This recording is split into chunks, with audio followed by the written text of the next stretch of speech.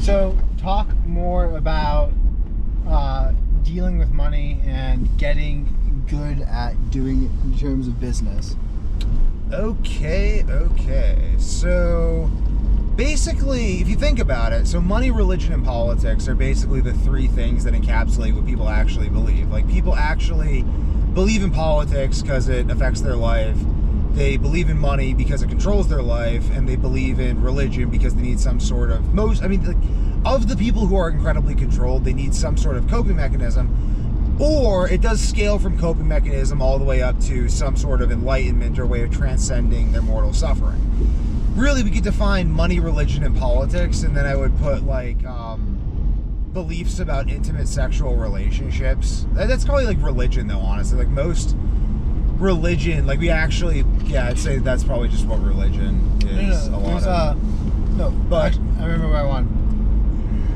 How we transcended to the next level of business by, like, I was worried, like, recently just signed a customer, and I'll tell the story. So last year we were doing lighting. We had we still have a lighting company, a Port City lighting company. And it is a great lighting company. It's really good. We have like awesome lights. We do custom light designs and put the lights up, store them, maintain them. If they blow down, we fix them and everything. This is a business we started last year. And we did it. It was good. We got some customers, but we discontinued focusing on that in order to focus on our current supplement company, because that's like the real thing that we want to focus on and like take this to like change the world levels. So ultimately, it's like, okay, we want to focus on the supplement company, and the essence of business is focus. Like, in order to get a result, you have to be focused. If you're not focused, it's literally impossible to get a result. So why are we going to do anything other than supplements? Well, we've had some previous customers hit us up and they asked us for lighting. Instead of turning them down, I thought it would be a really great idea to just keep them on as customers. So let's keep them on as customers. Even if we don't personally put the lights up, we can hire people out to put the lights up, whatever. We can just have these conversations about money. Really, I just viewed it as practice having conversations about money, because again, there's no pressure. I mean, this isn't our main focus. This isn't like deals for millions and millions of dollars.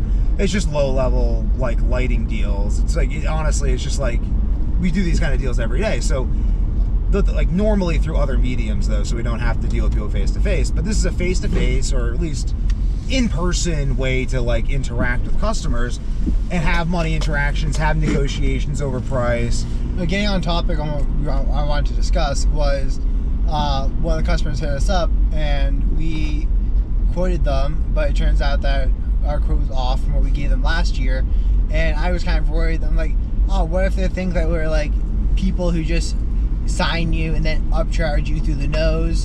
And I was like, I thought they might think that we were trying to scam them or something, because they messaged us back and they're like, why is this different from the first last year? Then I went through, I checked all of our correspondence and everything. He was like, ask me, he's like, what should I text them? And I'm like, just text them that you went through. He was like, I say previous emails. Like, no, documents. You reviewed the previous documents and you agree with them.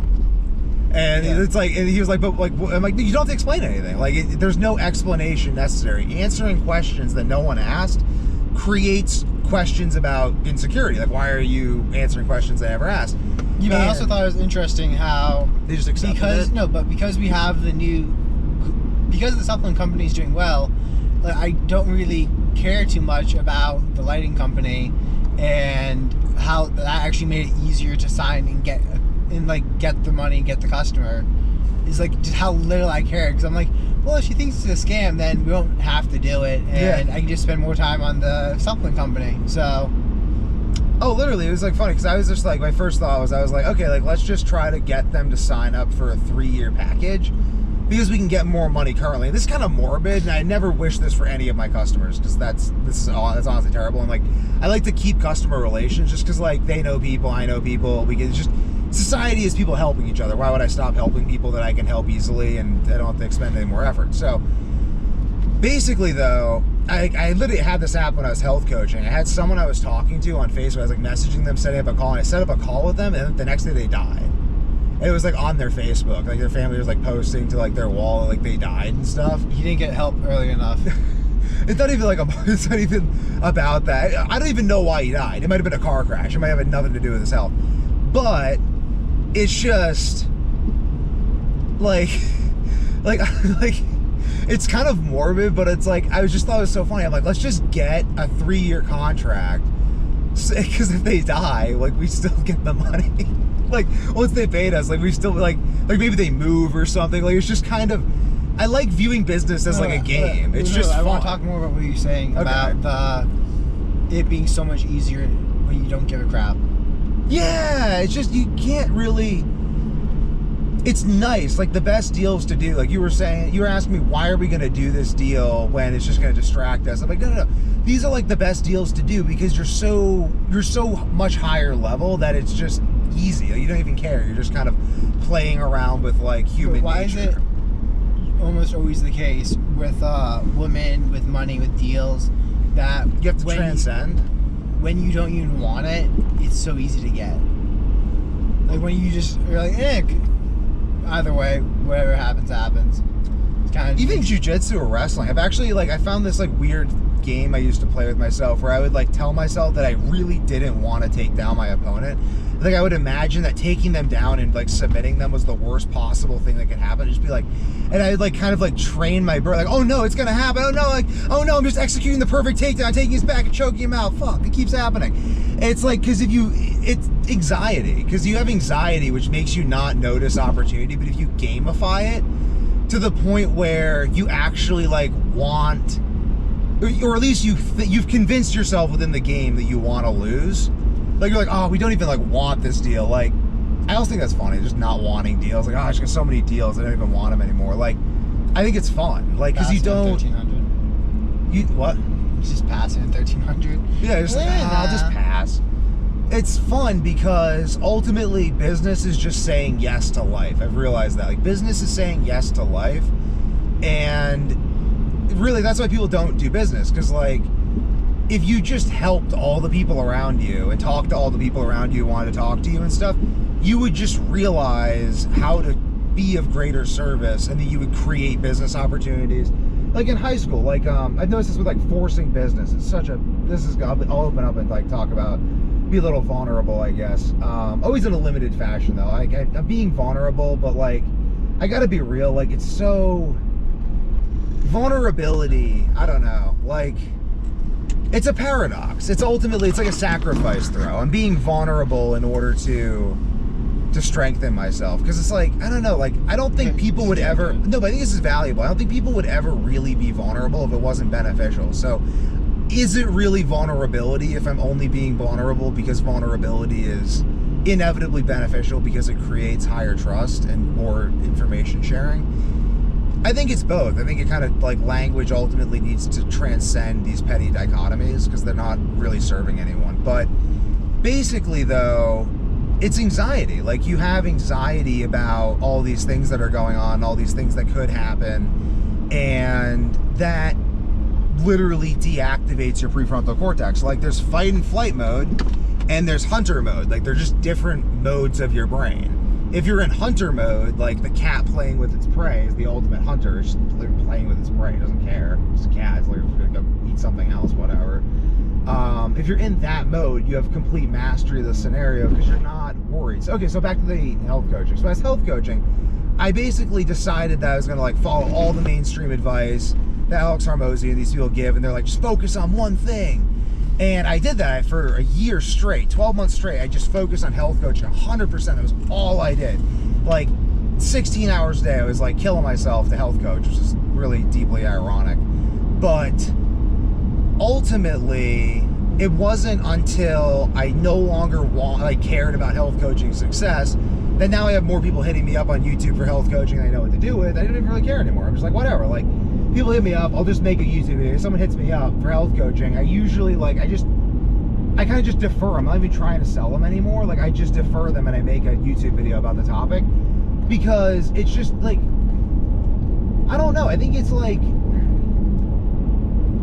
well, putting all your eggs in one basket is certainly a bad idea. And inexperience makes you want to do that because you think that by doing that, you can garner against inexperience. It's like, someone's like, teach me the one magic move that will win any fight. Like, they're really just hopelessly insecure because they don't believe they could ever be good at fighting. So they want to hack the game. I think that a lot of things people do are trying to hack the game. Like, you're not... So when I was in high school, this is a different business. I just started a painting business because my dad was always trying to get me to paint the house. So I realized that people in the area need people to paint the house.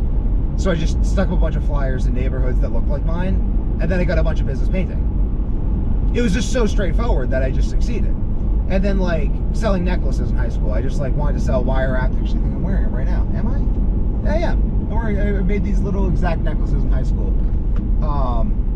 But I still wear them in tiger's eye and rose quartz. But basically, red tiger's eye. But basically, though, I made them in high school, and I just went to the Newburyport and downtown area, set up a table, and just started selling them.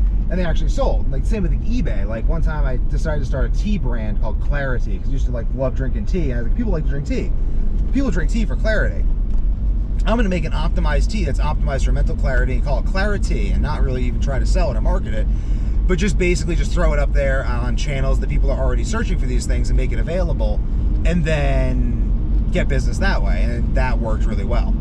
So, and this is what I've realized with business, is that business, when it's done well, you're really just finding a more efficient tunnel for energy.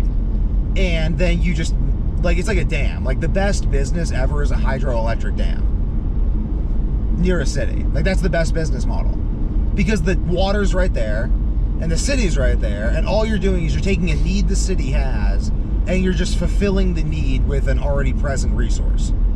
That is, like, it's like unbeatable as a business model. So I think that it really comes from, like, anxiety. It's like you don't think that the business is going to work, so you try to do things to make it work. But that trying, it's kind of like violation of the Tao. Like, it doesn't work. It's like people who try to get strong using inefficient methods of lifting weights. They basically fail, and then they use steroids, and then they keep failing, so they keep using more and more steroids, so they destroy their endocrine system. Because they're working out of harmony with nature. And, like, I can't really say it more clearly than that, but when someone's hitting you up asking to give you money for a service you've already sold them, it's just completely within the harmony of nature to just sell them a 3-year package deal. And when you don't have a clear avenue to doing anything like that, and you're trying to take a certain business and force the business to make money, I think that that is actually highly detrimental. Like with Week to Warrior, I'm really thinking about this, the supplement company, like pricing and everything, like making, and like just how we set up the website. Like, I want to do a forum on the website and like really create, I'm trying to create something for people to use. And I think that that's really the best thing to do, is like make something that you yourself would want, the way you would want it, the way you would look for it, the way you would find it, and just do that. Like, just provide that and make that work. And I'm kind of having some realizations about Week to Warrior right now. Like, I think in some sense, like, I'm going to divert attention away from ad spending and just focus on certain aspects of positioning a little bit more. But I still think ad spend is potentially very useful. I mean, it's a very attractive idea. I don't know, I'll just play with the idea right now, and Jason can chime in or whatever, we can see where the video goes with that. But I think, like, ad spend, it's a very attractive idea. It's this idea that I'm going to spend money and people are just going to buy my stuff. It's like, maybe that works, maybe that doesn't work. Maybe that works within a certain limited frame. Maybe that works for certain limited reasons. But ultimately, when something works, it's like a je ne sais quoi to it. I don't know. Like, you need to put in the effort. It's like when we first were starting to sell Christmas lights, we were like, okay, like, let's just see if we can make $1 million this year selling Christmas lights, because we're just crazy. We want to see if we can do that. So we just went nuts as an experiment trying to do this. And long story short, we didn't make $1 million that year selling Christmas lights. But we learned a lot of valuable lessons about the inverse relationship between effort and outcome. Which is really powerful. Like, so much effort. Like, the inverse relationship between effort and outcome. I think effort and outcome are very, very, very inverse. Like, the more effort you're applying, the less outcome you're generally going to get. You'll get a lot. It's like I feel a kindred spiritness with Thomas Edison for him saying, "I have not failed to invent a light bulb. I have discovered 10,000 ways not to build a light bulb." like I'm just like, yes, Thomas, yes. Show me every one of those 10,000 ways. I really actually want to see them because I want to see his thought process develop, because I just resonate with that. Like, the sheer force of iteration. It is actually 10,000. Oh, probably. I don't know. What? He's just trying 10,000 different metal filament. It was filament, gas, voltage combinations, like voltage wattage combinations. He was just trying to get, just kept trying. I think that's like magic, like a magic trick, like magic at the end of the day. What is magic? Okay, I'll put in the analogy of wrestling, business, anything. Right now, it's like we're just like, okay, we'll just close this person effortlessly. $1,350 in the bank, easy, no sweat. How do we do it? And people are like, it's like, okay, well, what you didn't see is the fact that when we were 7 years old, he was 7 and I was 9.5, we were shoveling walkways in our neighborhood when it snowed out. Like, we've been doing this business thing for so long, in so many different ways, that the number, it's like 10,000 different ways to build a light bulb. Like, I could talk forever about all the businesses we've done. And it's like, all those different businesses. Allowing yourself to serve more people with the supplements we can serve the most. Yeah. The sale of a product and not necessarily our own time. Yeah. Because people ultimately... We can invest our time, come up with something that can then be replicated and given to millions of people. Yeah, 100%. And then, like, that, it'll ultimately have a compounding effect. And then, like, exactly, like a supplement. Like, I was literally trying to person-to-person sell health coaching. But at the end of the day, what people really needed was to stop poisoning themselves. But the reason they couldn't even stop poisoning themselves is they didn't have any supplements that didn't have poison in them. So then I just make this, and I sell this, and now people understand that. There's less energy I have to spend explaining it. It's just like, it's so much, it's just a business principle I found is like really universal. You can't sell anyone something they're not already buying. Or you can, but it's like crazy difficult. It's just crazy. Unless you believe in it yourself a lot. You have to believe in yourself like so much, and then even then, it's just, it's like you have to put it in terms of something they're already buying, like almost. Like you have to, because people only understand their life in terms of their life because it's their life. So if I'm talking about like if I were to talk to you and say, we're gonna take you to Alexandria and you're gonna be a warrior monk in Alexandria and you're gonna be like a prince, but you're not gonna be the prince though. You're gonna be like a prince, and we're gonna have these feasts. Like, you literally, like, you're just like you have no idea. But if I'm like, hey, every day you get up and go to work, instead of doing that, you're going to get up and you're going to go to the Library of Alexandria and study. Instead of eating this stuff, you're going to, like, I just say this, no, this. It's just easy. Now you understand it. Now you can buy it. But I have to put the even further in terms of stuff you already understand. So, like, in some real sense, like, Weak to Warrior is really a series of observation and then some theories that I've developed as to the function of the mitochondria and the broader implications thereof. Very technical mumbo jumbo. But the stuff we're selling is supplements. How come? Because if I spend all my time trying to sell people books on really sophisticated biochemistry, I would spend my life destitute like Nikola Tesla, convince no one, have my ideas stolen, and then make no money. It would be terrible. So instead of doing that and spending all of my energy doing something, like instead of trying to split the rock with my face, I'm gonna smile with my face and get someone to give me a chisel. So instead of like trying to convince people that these ideas are correct, I'm just gonna sell them the best supplements on the planet. And then they're gonna be like, hey man, why do these supplements work so well? It's funny you asked. Bum, bum, bum. And that's a more effective way of doing it. But I only realized how to do that by literally spending a year of my life just trying to like sell health coaching face to face, which was insanely difficult. It didn't work because I was ultimately not even, if I had permitted myself to make money from other business ventures while I did that, in order to supplement my income, I would have been less needy and therefore would have sold more people because I would have cared less. But it's like you think about it too much. It's like you need to be in an observational state of being. It's like, it's really interesting. I'll try to like think about it. Like, okay, like if I know I'm gonna win the wrestling match, then I'm not going to try to force myself to take unnecessary opportunities. But if I don't know if I'm gonna win the wrestling match, then I don't know that the opportunity will present itself. So I will convince myself that a suboptimal opportunity is a real opportunity. But I'll only even recognize the stuff I have experience. So how do you differentiate? Getting seated as number one is like makes it so easy to win. Yeah, because everyone just intimidates themselves into not trying. Basically, it's the one seat.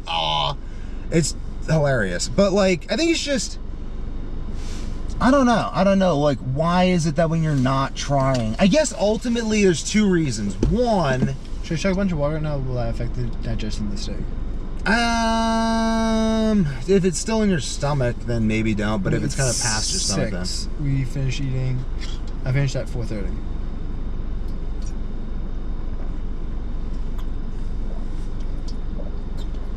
Depends if it's still in your stomach. If it's still in your stomach, then it would. Like, it still feels like it's in your stomach, then I wouldn't. But if it feels like it's kind of like past your stomach, then I would.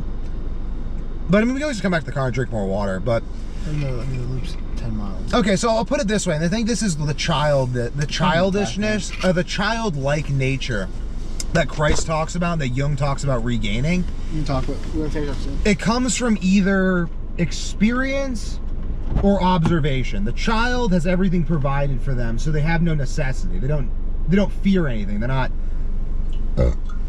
focused on any. They're not like worried about a negative outcome. So they just kind of observe the world, and then because of that, they'll wait until they see the best opportunity. And it takes time and experience for them to recognize that, but they'll be more apt to recognize it because they're relaxed observation. They're not trying to force anything.